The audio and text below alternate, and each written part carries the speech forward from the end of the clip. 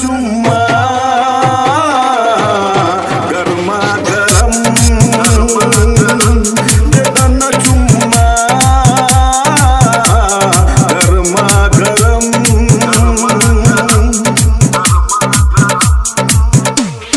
भौजी के बहिनी है सुनतारू, भैया के साली है सुनतारू। भौजी के बहिनी है सुनतारू,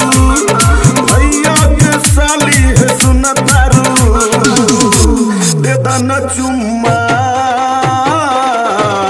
गरमा गरम देदन चुम्मा गरमा गरम गरमा गरम।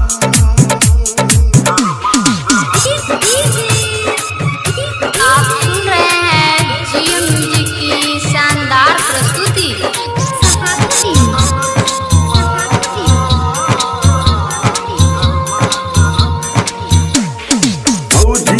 बहिनी का साली लागे दुनिया में सबसे निराली लागे। भैया के साली हाँ प्यारी लागे, देवरा के उता दुलारी लागे। का करी तोरा खातिर गोरी, एक नजरवा में कई लेलू दिलबा चोरी।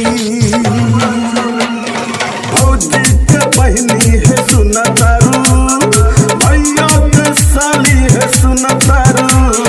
भौजी के बहिनी है सुनतारू, भैया के साली है सुनतारू। देदन चुम्मा गरमा गरम देदन चुम्मा गरमा गरम।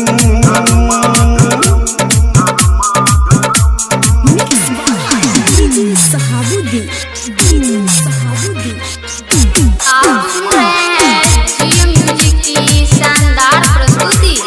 रूपबा पे गजबे निखार लागे, तिरछी नैना कटार लागे। आए तोहर रिश्ता में साज लागे, और तोहर हमर ससुरार लागे।